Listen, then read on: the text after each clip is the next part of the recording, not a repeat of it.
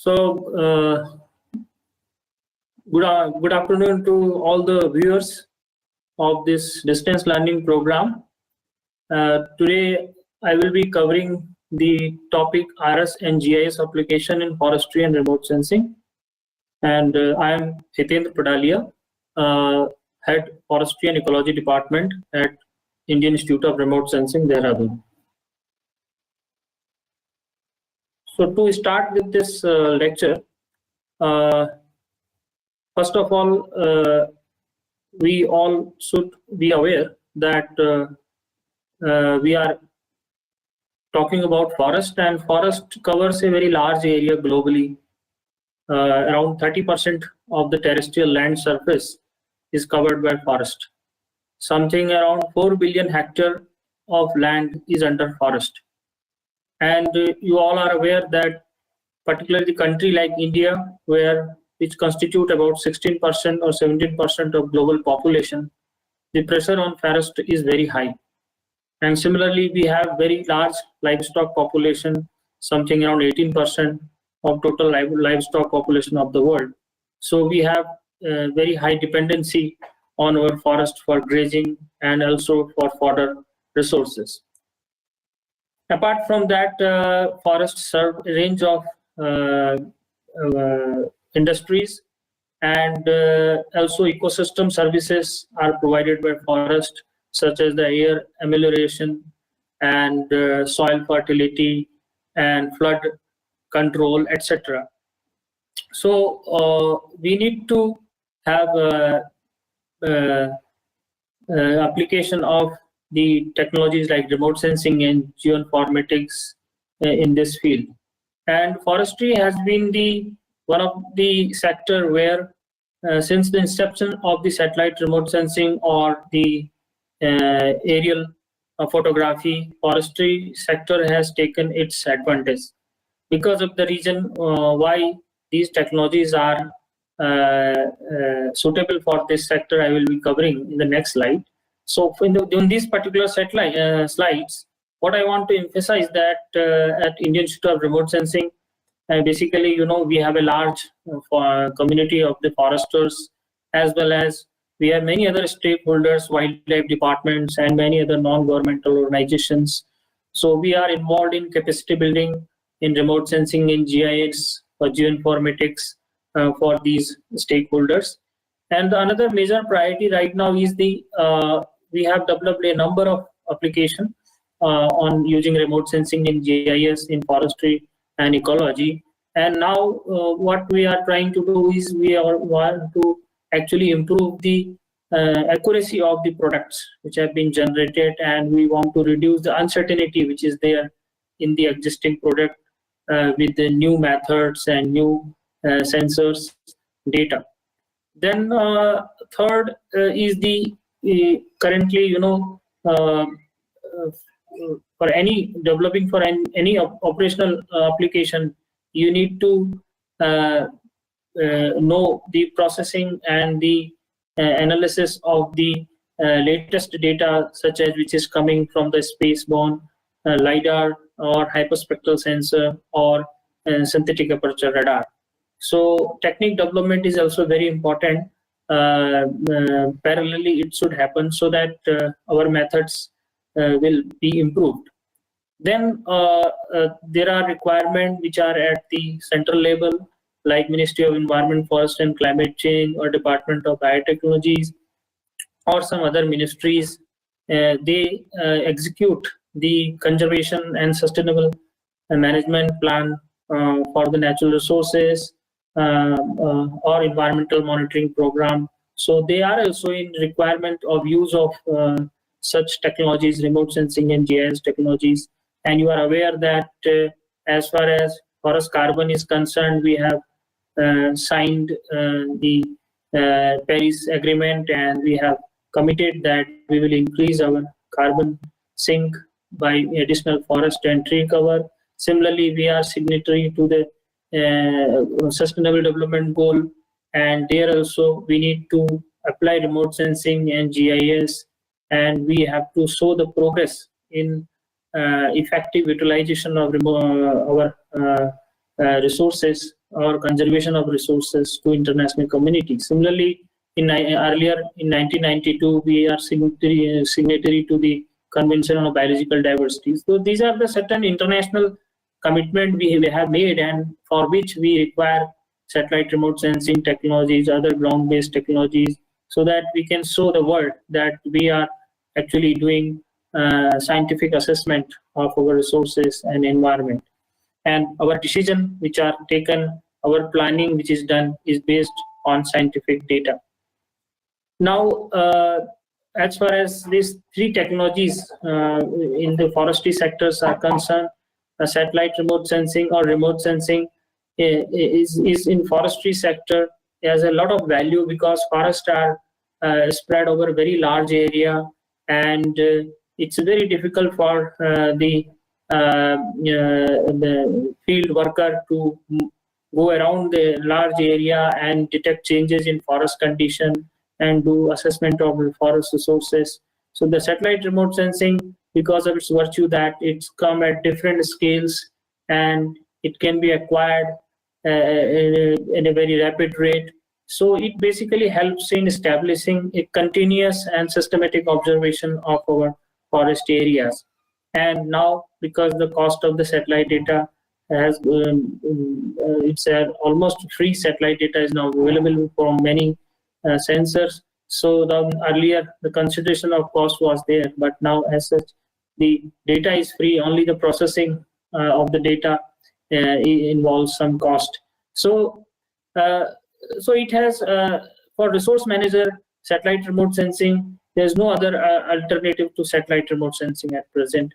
And another thing is that satellite remote sensing or remote sensing we not only do in the visible region, but we do it in other part of the electromagnetic spectrum, like near infrared, short wave infrared, thermal infrared, microwave remote sensing. So these region of electromagnetic spectrum had different capability as far as providing information for our forest, sustainable management of forest is concerned. Similarly, GIS is Geographic Information System. You know it, that this is one such system where data from different sources, including from satellite or ground sources, or our conventional maps which are existing with the forest departments, boundaries, etc., survey of India topography, all these such kind of spatial information can be brought at one place. And then also there is a facility to link the spatial database with the non-spatial database, such as the National Forest Inventory data, what we are collecting from Forest Survey of India at regular interval about the forest species, density, growing stock, carbon, biodiversity, etc. All these attributes of the our forest can be very nicely organized in the GIS platform, and it can be retrieved and visualized in different ways. So GIS is very helpful in integrated analysis of any ecosystem. So this kind of integrated information where geology, edaphic factor, environmental factors, vegetation factors, all these can be combined, and that's why GIS can be very much helpful in decision making. And similarly, another technology which is the global satellite navigation system, which is offering the geopositioning information. Earlier it was, that GPS was there. Now we have number of other space agencies which are providing the GPS data. That's why we are calling it a global navigation satellite system. Both navigation and location information is useful in forestry sector in order to lay out the sample plots and then deciding their location, and navigating in the forest areas is also difficult, and GPS provides a very good navigation facility. Signals in of the GPS now improving in the forest areas, remote areas. Its accessibility is there as compared to the other tower-based signals are concerned. So all these technologies have immense value as far as the forest monitoring is concerned. Now these systems are getting diversified we have in satellites now, you know that we have both geostationary and polar orbiting satellites. We have now UAV is coming in a big way in India. Recently, in August month, the government of India has unveiled a new unmanned aerial vehicle policy, and now you will have in coming year the for the those research and development institution forest managers, they will have easy access to procurement of UAV and flying in the permitted areas. So UAV use is going to increase in coming time, and with equipped with different miniaturized sensors, you will see that a lot of application will come. And then from ground observation also, data comes like from camera traps which are installed in the forest areas, sound recorders, wildlife telemetry is also coming from the GPS satellites, where satellite tags are available, and many animals in India, in fact elephants and many other animals, tigers, they have been satellite tagged and their movement is being monitored. And similarly, many other water quality sensors and environmental sensors have been deputed in different part of the ecosystem, like in Himalaya and other part of the India. From this direct data is coming to the GIS platform and is being analyzed in conjunction with satellite remote sensing data.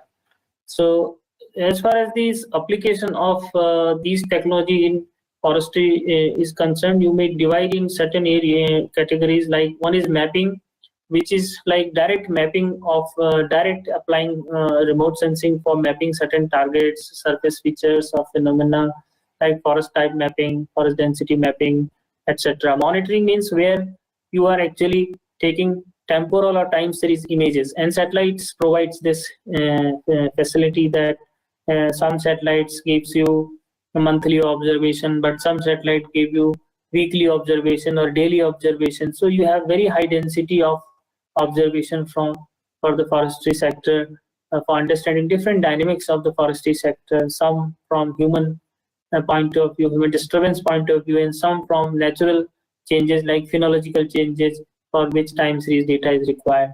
And then modeling is a very important aspect, because certain attributes of forest cannot be directly mapped, like forest type can be mapped, but forest dense biomass cannot be mapped. You need ground observation, a plot inventory data. That's why we use term modeling here.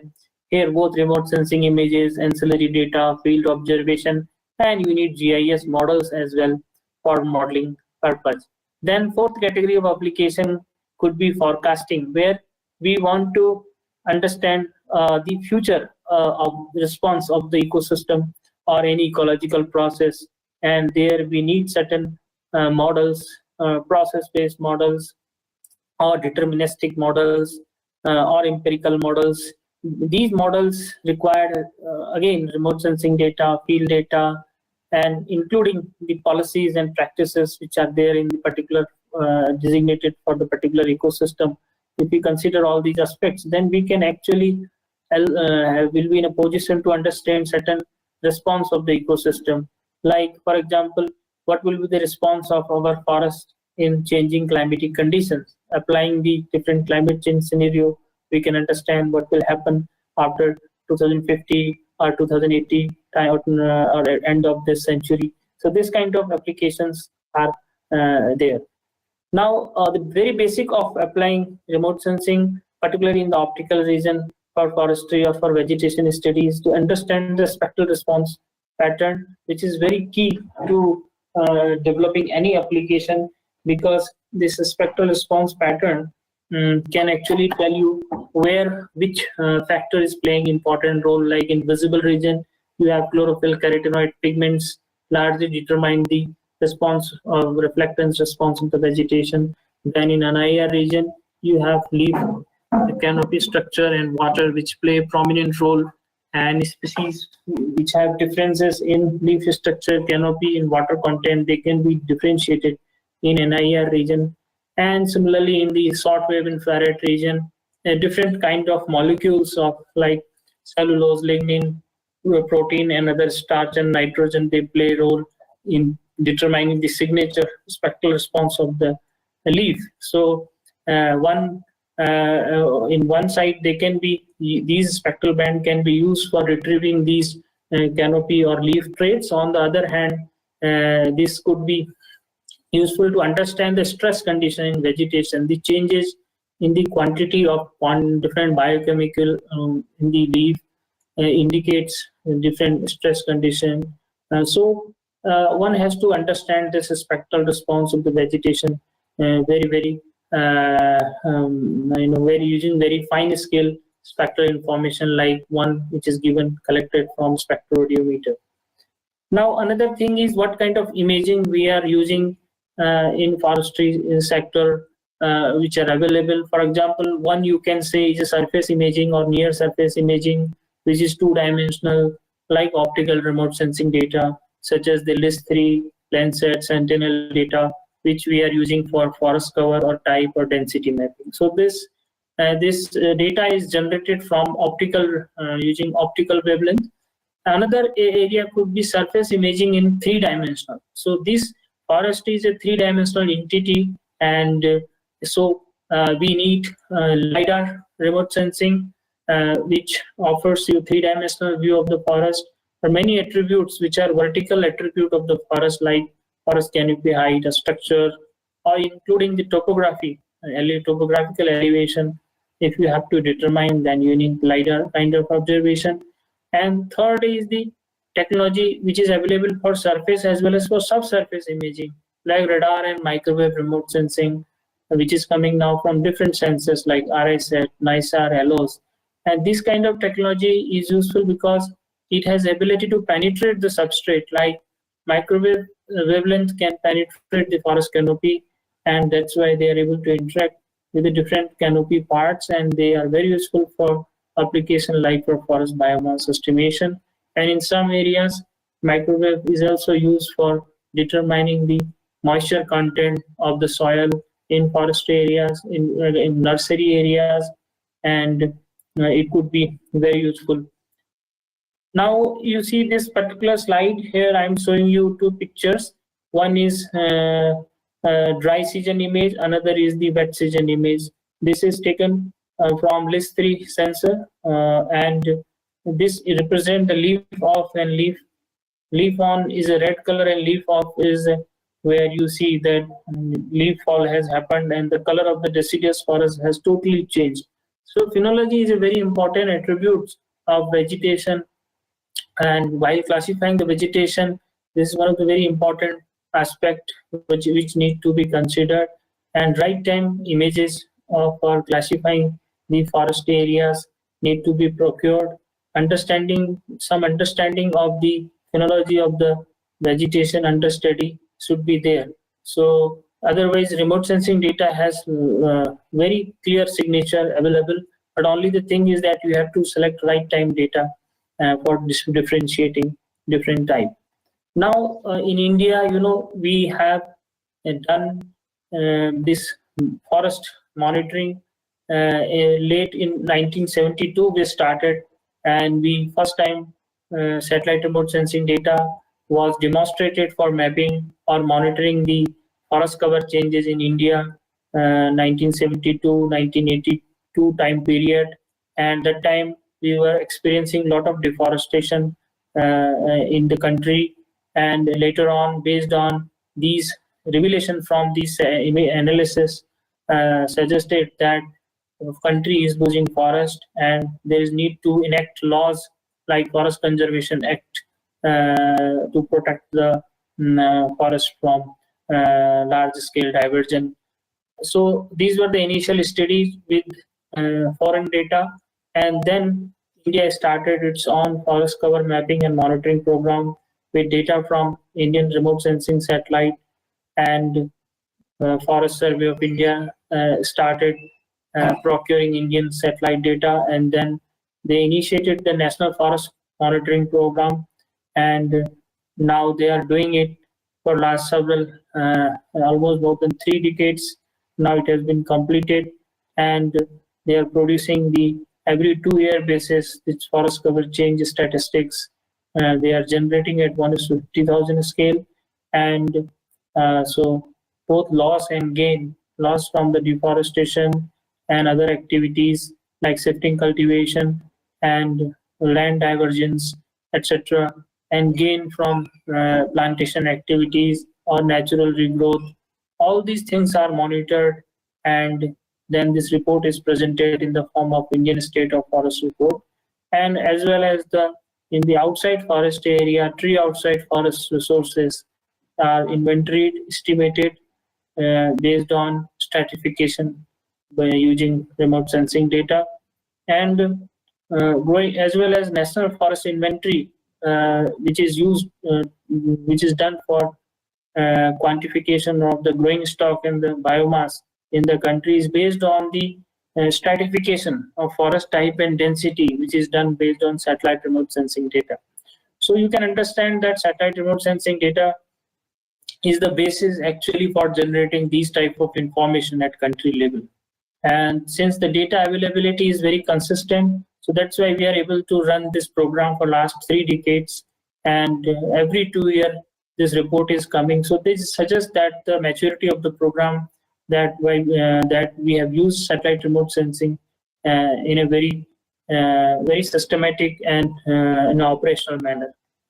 Now you can see that this is the kind of changes which can happen in the areas like Northeast.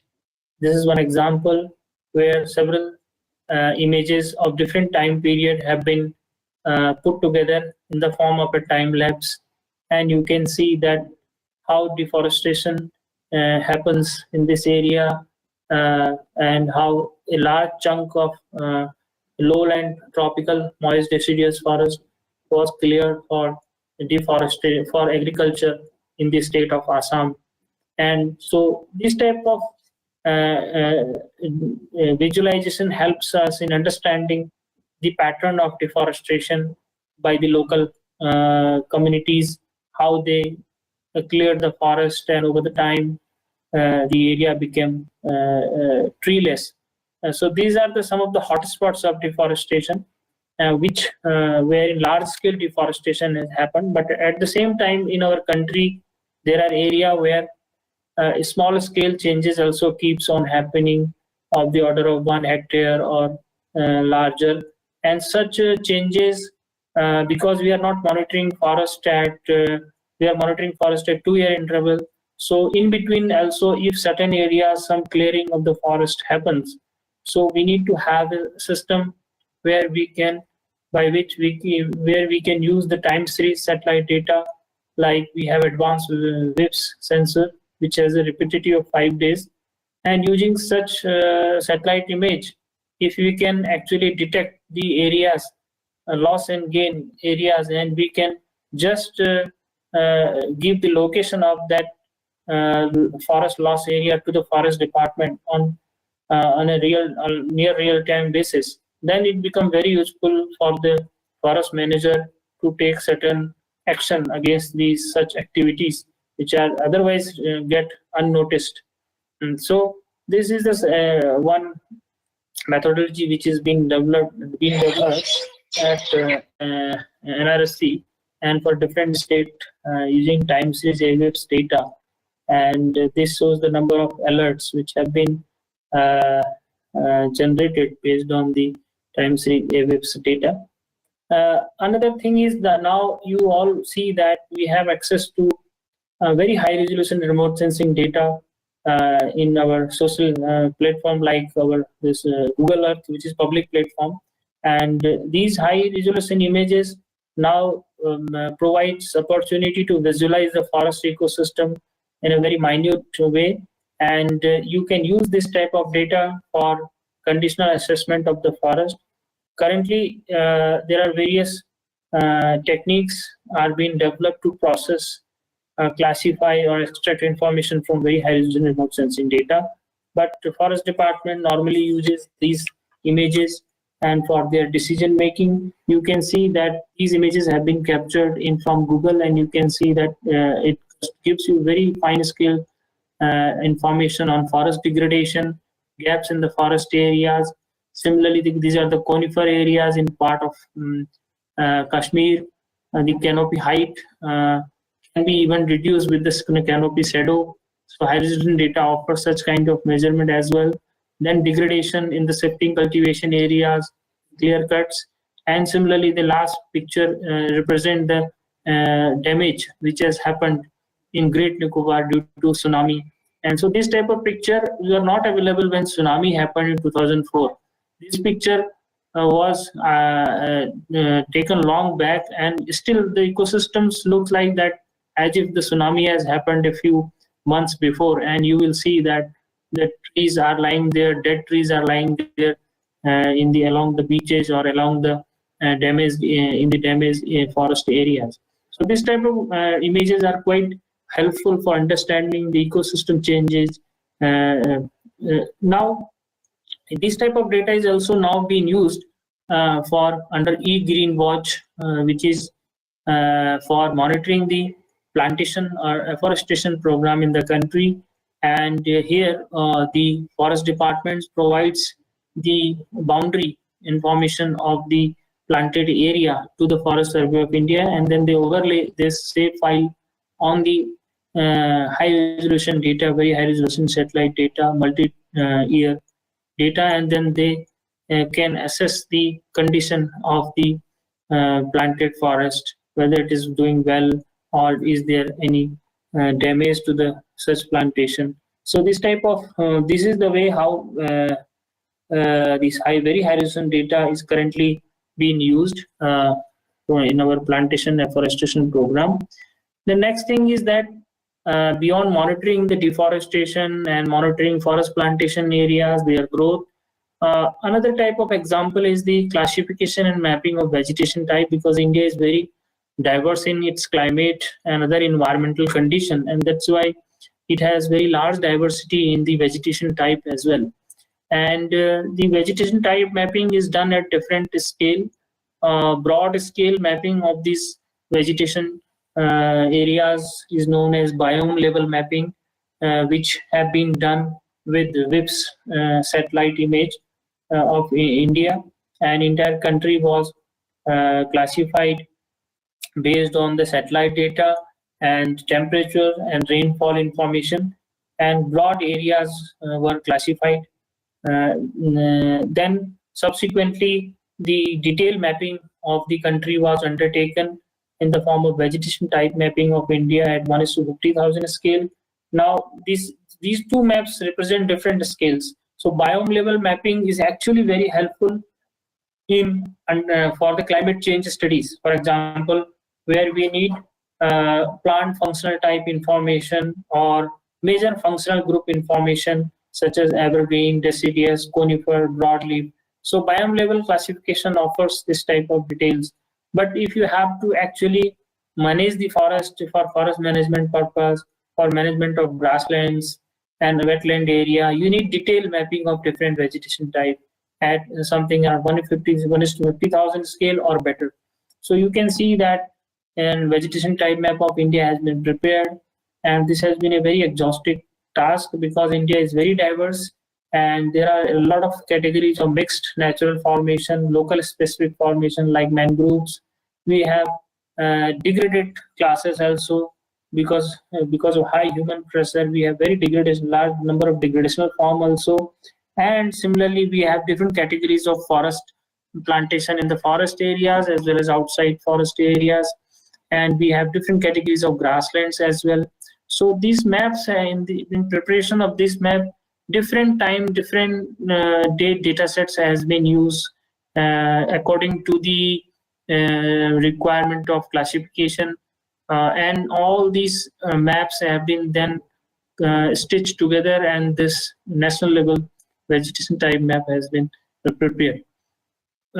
So this map has been extensively now been used by different forest departments as well as the researchers in the country. They keep on asking about these different maps for their purpose, and we provide it. And then next application is that when you have very high resolution remote sensing data, then you are able to see the canopy tree crown very well. Now, but the thing is that if you have to use the full potential of the very high resolution data, then you need to classify it or you need to extract some information. So there are now ways by which you can, like object-based classification is particularly suited to classifying the very high resolution data. And in object-based classification, you can use both spectral information as well as the information about the shape, size, and the architecture of the tree crown. And it can be very well used for identifying the delineation of, for example, of different tree crown perimeter, as well as identification of different species. So this is also a very promising area of application in forestry, particularly for precision forestry, where very high resolution data needs to be segmented, and many parameters of forest tree crown need to be retrieved, and then it need to be further used for studies like tree level biomass estimation, tree level volume estimation, etc. Then going from multispectral to hyperspectral domain, ISRO carried out a demonstrative study using the IIRS NG hyperspectral sensor from NASA, and it was brought to India by SAC, Space Application Center, Ahmedabad, and a number of sites from forest sites, agriculture, water, geological sites, snow glacier were selected across the country, and then this airborne flight was undertaken, and data was procured, and data was atmospherically processed both by NASA JPL as well as by SAC Ahmedabad, and then it was provided to the project investigators. And so this was a big exercise which was done first time in India, and a lot of valuable data have come from this campaign, which is called IIRS NG science campaign. And this data was then used, for example, like tree species mapping. In one case, Simoga in Karnataka, we have used this IIRS NG data for mapping different tree species using machine learning algorithms, and we were able to retrieve tree level spectral information from IIRS NG data, and we could see that the trees in the tropical rainforest environment have very high spectral variability, and we need machine learning kind of algorithm to tackle the high density of this hyperspectral data and then retrieve species level information from IIRS NG data. Similarly, in the earlier exercise, we use satellite-based hyperspectral data known as Hyperion, and this data is still freely available. And using this 30-meter pixel size hyperspectral image, we classified the gregarious patches of the trees, different tree species in the higher Himalaya. And this is a challenge, particularly challenging task, particularly with multispectral satellite data. But we showed that using hyperspectral data, even if at 30-meter, we can do significant improvement in classification accuracy for these ecosystem where vegetation is quite patchy in nature. Another application which is for which hyperspectral remote sensing is particularly advantageous is the quantitative retrieval of information about the canopy traits. Like canopy has traits like biophysical traits like leaf area index, which is very useful for determining vegetation productivity, evapotranspiration, etc. And similarly, we have within the leaf, we have chlorophyll content as well as nitrogen content, and there are many other biochemical constituents. So hyperspectral remote sensing we have applied, particularly in this case, for understanding the mangrove canopy trait in Middle Andaman, and we use Hyperion satellite data, and we collected ground truths in the sample plot distributed across the this study area, and just and sir, hello, sir, yes sir. Mm-hmm. Mm-hmm.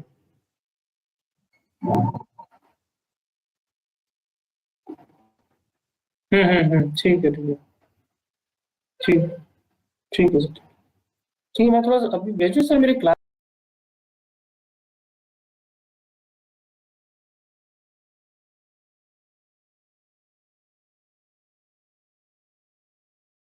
तो sorry for this interruption. So now actually,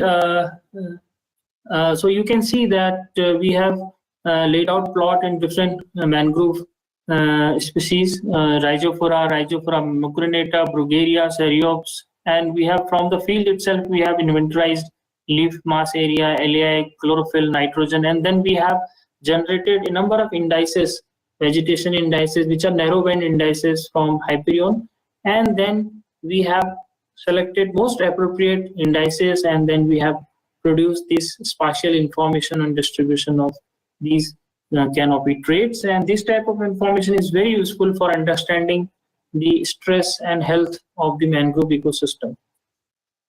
Now, another aspect is that we want to understand the dynamics of the forest ecosystem in terms of phenological changes which are happening in the forest areas.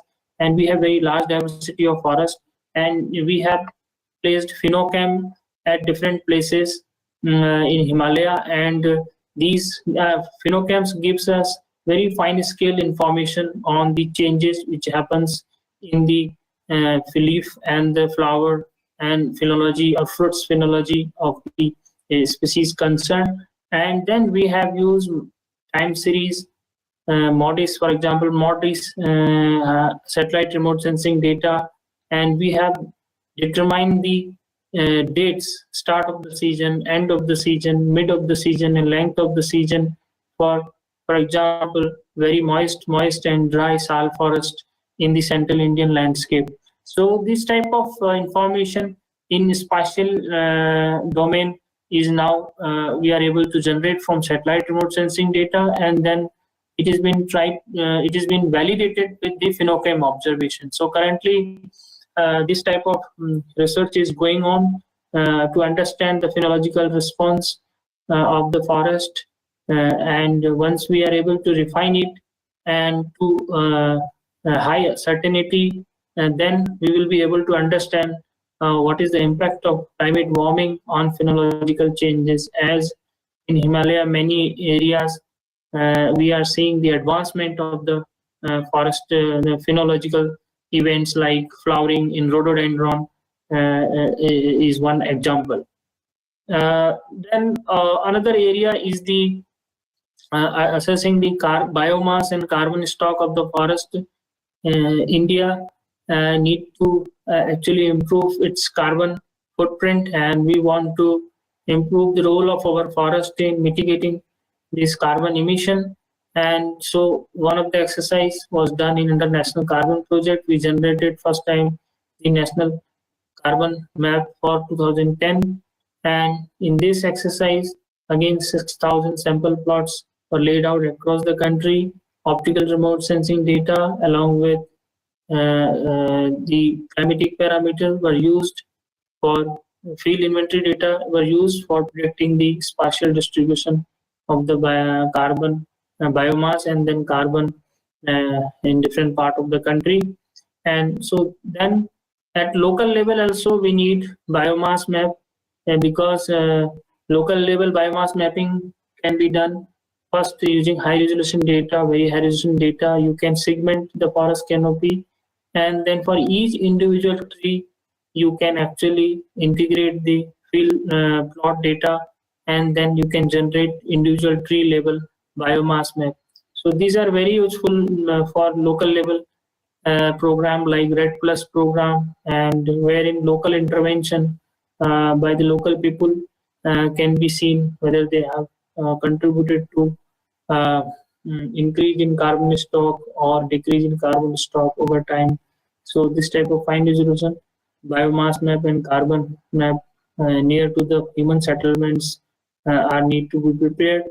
And then beyond optical remote sensing for mapping carbon and biomass, as I said, SAR remote sensing or microwave data is very useful. And this is one example of ALOS, Advanced Land Observation Satellite L-band data, fully polarimetric data for Haldwani plantation in Tarai region is shown here. It's you see that different colors are there. Actually, microwave fully polarimetric microwave data gives data in different polarization, and you can actually understand these property of this data in terms of double bounce, volume, or surface scattering. So different type of scattering in the microwave region can be generated with this type of quad-pole data, and you will appreciate that the data is very high resolution, and you see the plantation area and the variation in within the plantation area. Similarly, this is Pantanagar University and their agriculture farm, the variation within the farm. Some are with crop, some are without crop, some are with moisture, some are dry. And similarly, in the along the road areas, you see the avenue trees are very nicely picked up by the satellites. So microwave data is many ways is going to complement the optical data, but particularly for microwave and particularly for biomass and carbon, it is a very unique application.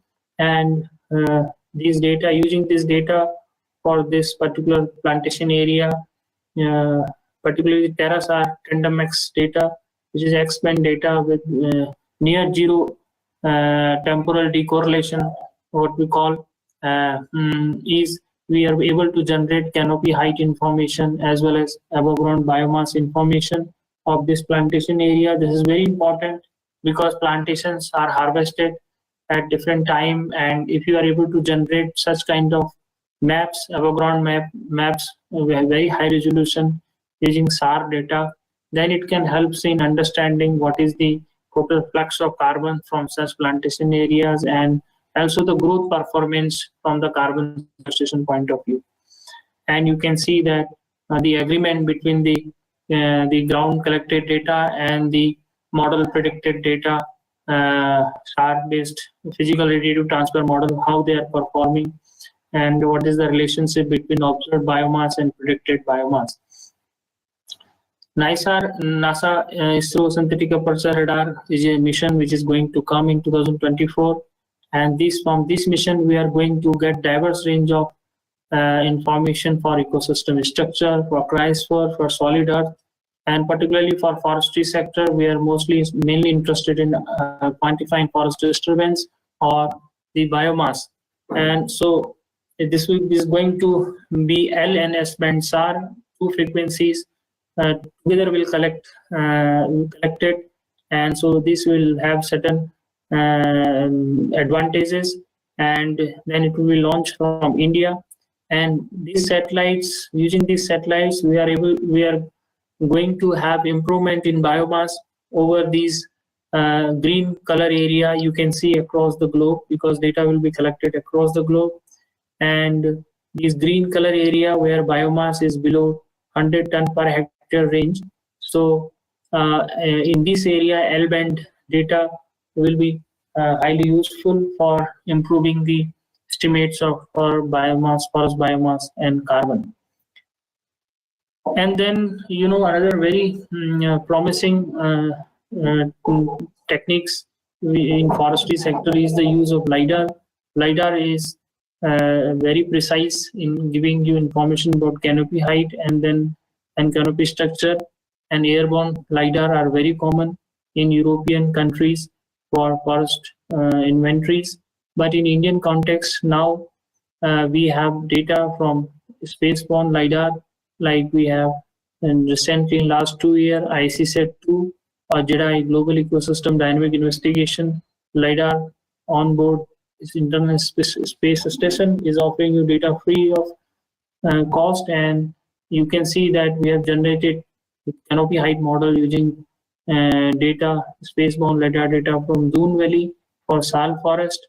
And similarly, section of this forest has been scanned with terrestrial laser scan, and then a detailed profile of this Thal forest has been prepared. So LiDAR data availability is now going to substantially improve. Last 2-3 years, a lot of data has been collected. So this is good opportunity for all of you to use this data and generate canopy height information. Even there's a possibility to generate canopy structure information, because the GI data gives waveform information from which even forest structure can be retrieved. And you can see that how well it captures the different layer of the canopy. And this data can be further used for forest biomass estimation. Now, another aspect of forest carbon cycle is that we need to not only assess the stocks of the carbon in the form of standing biomass or soil carbon, etc., but we need to also understand the fluxes of different greenhouse gases, into mainly the carbon dioxide. And we have installed 80 flux towers in North India, as well as different part of country like Sundarban, Betul, and other places. And we are continuously monitoring the exchange of carbon from the forest to the atmosphere, and from the atmosphere to the forest, because photosynthesis is a process which drive the exchange of these gases. And you can see further on, this flux tower data is being used in conjunction with remote sensing and models to predict the productivity at a landscape level. And you can see the visualization where GPP has been predicted for Northwest Himalayan forest at foothills. And these flux tower basically are helping us a lot in calibrating and validating these various light use efficiency process-based model, which are used globally for carbon understanding the carbon exchange. So this is a very promising area.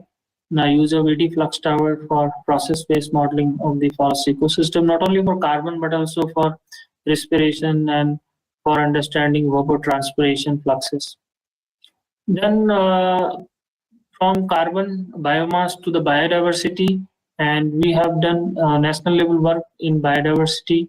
And one of the method used for biodiversity assessment was geospatial modeling of biodiversity at landscape level. And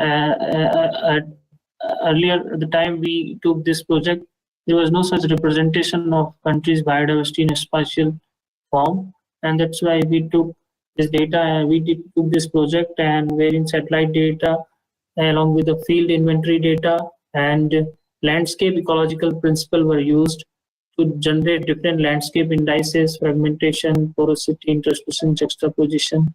And these all characterize the landscape attributes, and then also consider the disturbance factors. And then the field data which come from inventory was integrated, and a biological richness map was prepared.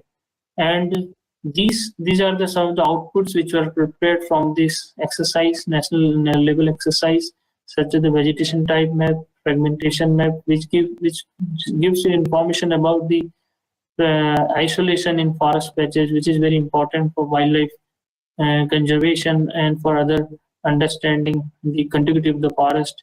And disturbance maps, index map, which gives an idea the impact of anthropogenic impact on ecosystem. And finally, the biological richness maps, which helps you in prioritization of the habitat for conservation within our protected area system. And this type of biological richness mapping has been achieved. And so this is mainly based on the GIS analysis and incorporating field data, inventory data, or incorporating satellite observations and using landscape ecological principles. And then we have taken a new project recently under the National Mission for Himalayan Studies. So we are doing this assessment for entire Western Himalayan alpine region, about 3,000 meter elevation. And here we are preparing fine scale vegetation and community type maps for alpine region, which are very remote, and it's very difficult to take up the inventory task also there. And we have collaborated with 6 institutions in this region, and they are undertaking the field inventory, and then we are combining the field inventory data with the satellite remote sensing data and generating this kind of detailed information. We are also undertaking UAV surveys in the alpine region, and we intend to generate very fine scale information using hyperspectral UAV based hyperspectral sensor for alpine plant communities. Then another aspect of biodiversity is the invasion of plant species. Many invasive plant species have invaded in the country, and we have demonstrated the detection of invasive plants. Some of such plants are very rapidly spreading, like Vilaiti Tulsi in Doon Valley, and similarly we have hot spots of the invasion at country level have been identified. Which region will be most stressed under invasion by multiple invasive species have been shown here. So all this has been done using ecological niche modeling technique along with the invasive species occurrence data from the our biodiversity projects. So another aspect of the understanding the functioning of the forest ecosystem is the understanding the dynamics of the photosynthesis which takes place in the forest and agriculture areas or grassland areas. Now we have a technique called sun-induced fluorescence and remote sensing, and using these techniques, we are able to understand the photosynthetic activity of the plants, and you can see that the variability in photosynthetic activity in different regions over India from GOM to satellite, which basically gives you sun-induced fluorescence information. Forest fire is a very important application, and starting from fire risk assessment to danger rating to active fire detection, burnt area recovery assessment, and emission of carbon from the or other volatile organic compounds from the forest fire, and also understanding the ecological impact of the forest fire and wildlife or an ecosystem are various type of applications which are has been done. And this is just an example that how MODIS and your AV IIRS data, IIRS data is being used for detection of active forest fire across the globe. And now we have very good information on active fire, forest fire, and forest department in the country is extensively using this information for forest fire control. And similarly, we have some demonstration of forest fire, large forest fire from our INSET 3D platform, which has thermal sensor at 4 km resolution. And whenever there's a large episodic forest fire takes place, such as which has happened in Uttarakhand in 2016, and we could detect some of the forest fire from the GIS platform as well. And then burnt area assessment is now being done. Just after the large forest fire, the states are able to do the burnt area assessment using satellite remote sensing data, and they are able to assess the preliminary damage which has happened to the ecosystem by doing the burnt area assessment. And then we have developed certain mobile apps which have been given to the forest department for inventorizing the burnt fire scar on ground, and then corroborating these with the active fire alert from the satellites. Another application you can think of satellite telemetry from Wildlife Institute of India. They have been tagging the animals with earlier with radio collar, but now with satellite collar, satellite tags. And this is one example wherein a bird species called Amur falcon was tagged in Arunachal Pradesh, and then its movement was tracked with satellite tags, and it reached to South Africa. And so this way, the satellite wildlife telemetry is very useful for understanding the ranging behavior of the animals and their resource requirements, and also for ensuring their protection from the human disturbance. So number of animals in India, including mammals, aves, reptiles, species has been radio collared or satellite tagged.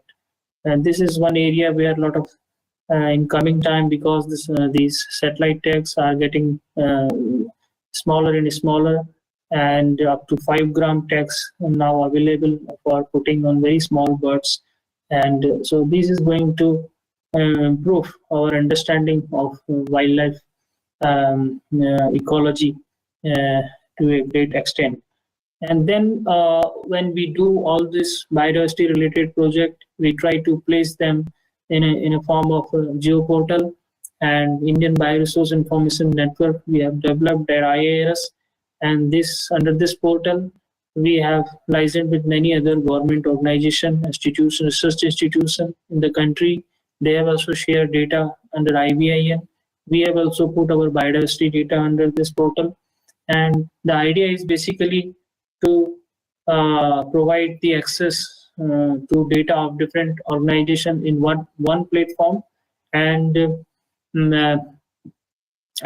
a lot of recent geo analytics activities on this platform for value addition on biodiversity and bioresources. And you can visit this website and just explore what is the kind of information available in this portal. And then we have ISRO Bhuvan portal. You all may be aware that this portal also now, particularly for forestry and for ecological studies, it has a lot of value, as well as for implementing different programs and activities of the forest department. This portal is currently in use, whether it is afforestation, eco-development program, or its activities related to climate change action plan, or conservation and survey of species, desertification, and environmental pollution, etc. For all this purpose, there are a lot of database and derived layer, including the satellite images and many data from layers from the user organization as well as from ministry has been put here, and you can see how you can use this. It depends on your innovationness, but there are a lot of potential uses of this portal, particularly in the field of forestry and ecology. Now with this, I actually have covered different type of application in the field of forestry. I have just given you an overview of what kind of applications are possible, but definitely this is the time when we have a lot of data available from different satellites, not only from optical, SAR, LiDAR, as well as now open source models which were earlier not accessible, but they are now open source, and we have a lot of access to processing of large scale data with cloud computing. So now we need resources, we need good technical understanding of this technology so that we can generate good products and services for use in this particular sector. Now I will be ending my presentation here, and you are welcome if you have any query and questions. I will be happy to answer.